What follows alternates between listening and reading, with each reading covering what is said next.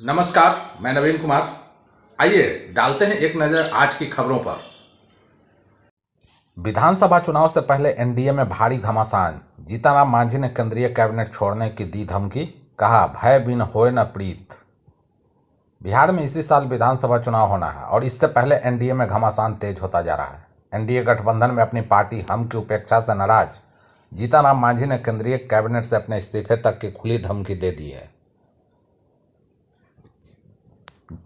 जीतनराम मांझी ने बीजेपी को चेतावनी देते हुए रामचरितमानस की पंक्तियां पढ़ी, भय बिन होए न प्रीत। दरअसल जीतनराम मांझी बीजेपी द्वारा चिराग पासवान को ज़्यादा महत्व दिए से नाराज हैं। जीतनराम मांझी ने एनडीए में उनकी पार्टी की उपेक्षा की जा रही है। मांझी ने कहा कि झारखंड में विधानसभा चुनाव हुआ तो हमारी पार्टी को कोई सीट नहीं दी गई, दिल्ली में विधानसभा चुनाव हो तो वहाँ भी हमारी पार्टी को कोई सीट नहीं दी। कहते हैं कि हम नहीं मांगे थे इसलिए नहीं मिला। मांझी ने कहा कि ये न्याय है क्या? हमारा कोई अस्तित्व तो नहीं है क्या? बीजेपी वाले क्या समझते हैं कि हमारा कोई अस्तित्व तो नहीं है, इसलिए तो हमें सीट नहीं दिया गया। बिहार में इसी साल के नवंबर तक विधानसभा चुनाव होने हैं। चुनावों को लेकर सभी दलों ने अभी से अपनी अपनी तैयारी शुरू कर दी है। इन सब के बीच केंद्रीय मंत्री और हम के संरक्षक जीतनराम मांझी एनडीए में अपनी अलग खिचड़ी पकाने में जुट गए हैं। चुनाव से पहले केंद्रीय मंत्री और हम के संरक्षक जीतनराम मांझी के एक बयान ने एनडीए को टेंशन में डाल दिया है।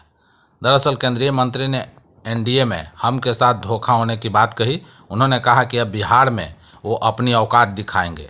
वहीं उनके बेटे और बिहार सरकार में मंत्री संतोष सुमन ने एनडीए में अपनी एकजुटता जाहिर की। बाप बेटे के बयान आपस में मिल नहीं खा रहे हैं। सियासत के जानकारों का कहना है कि ये सब कुछ प्रेशर पॉलिटिक्स के लिए हो रहा है। मांझी दबाव बना रहे हैं तो उनके बेटे बैलेंस बनाने में जुटे हैं। वहीं सूत्रों के मुताबिक एनडीए में सीट शेयरिंग का फार्मूला तैयार हो चुका है। बिहार बीजेपी के अध्यक्ष दिलीप जायसवाल ने भी हाल ही में कहा था कि एनडीए में सीट बंटवारे का फार्मूला तय हो चुका है। हालांकि इसकी कोई औपचारिक घोषणा नहीं हुई है, लेकिन सूत्र बताते हैं कि हाल के दिनों में एनडीए के नेताओं की जो बैठक हुई थी उनमें सीटों के बंटवारे को लेकर चर्चा हुई थी। दानापुर रेल मंडल का पटना गया रेलखंड में चलने वाले यात्रियों की परेशानी एक बार फिर बढ़ गई है। गया जंक्शन पर प्लेटफॉर्म के विस्तारीकरण कार्य को लेकर 21 जनवरी से 6 मार्च तक मेगा ब्लॉक को लेकर पटना गया रेलखंड में संचालित होने वाली 4 मेमू पैसेंजर ट्रेन का परिचालन रद्द किया गया है। इसके अलावा 8 मेमू सवारी गाड़ी पटना से चकंद स्टेशन तक ही संचालित हो रहे हैं। इस वजह से गया जाने वाले और गया से मखदूमपुर, टेहटा, जहानाबाद होने पटना जाने वाले लोगों की परेशानी फिर से शुरू हो गई है। इसके अलावा बुद्ध पूर्णिमा इंटरसिटी और पटना सिकंदराबाद एक्सप्रेस ट्रेन का परिचालन रूट बदलकर किया जा रहा है। पटना गया के बीच चलने वाली Janshatabdi express, Palamu express, Singrauli express, Hatia Patna express, super express train के कोच को कम कर दिए गए हैं। इन सभी वजह से रेलखंड में रोजाना तकरीबन 10,000 की संख्या में सफ़र करने वाले यात्रियों को बेहद कठिनाई झेलनी पड़ रही है। बिहार में मौसम ने अचानक करवट बदली है। सुबह घने कोहरे ने पूरे उत्तर बिहार को अपने आगोश में ले लिया। 2 दिनों से पटना समेत कई जिलों में धूप खिलने से थोड़ी ठंड से राहत मिली है, लेकिन एक बार फिर ठंड लौट आई है। मध्यम धूप और तेज पछुआ हवा की उम्मीद जताई जा रही है। इस बदलाव से ठंड से राहत की उम्मीद कर रहे लोगों को निराशा मिली है। मौसम विभाग का कहना है कि बिहार में ठंड अभी बाकी है। मौसम विभाग ने अगले 2 दिनों में न्यूनतम तापमान में 2 से 3 डिग्री की गिरावट आने की संभावना व्यक्त की है। इसके बाद 3 दिनों तक कोई बड़ा बदलाव होने की संभावना नहीं है। 22 जनवरी को सुबह के समय अधिकांश जिलों में हल्के से मध्यम कोहरे का अनुमान है। बिहार में इस साल भी ठंड का कहर जारी है और पिछले साल 2024 में भी फरवरी के अंत तक लोगों को इसी तरह की स्थिति का सामना करना पड़ा था। बेतिया में 6 लोगों की संदिग्ध मौत पर बोले तेजस्वी यादव, पूर्ण शराबबंदी वाले प्रदेश में हो रही है शराब पीने से मौत। तेजस्वी यादव आज कार्यकर्ताओं को संबोधित करते हुए नीतीश सरकार पर जमकर हमला बोला। बेतिया में 6 लोगों के संदिग्ध मौत पर कहा कि बिहार में शराब से लगातार मौतें हो रही है और शराब से जो मौत हो रही है उसे छुपाया जा रहा है। पूरे बिहार में कागजों पर शराबबंदी है, जबकि इसकी हकीकत कुछ और ही है।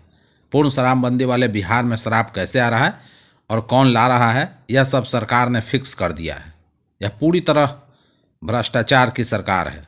नेता प्रतिपक्ष तेजस्वी यादव ने बिहार में रोजगार और शिक्षक बहाली पर कहा कि सरकार की इच्छा शक्ति खत्म हो गई है, जबकि हमने मात्र 17 महीने में लाखों शिक्षकों को राजकर्मी का दर्जा देने का काम किया है।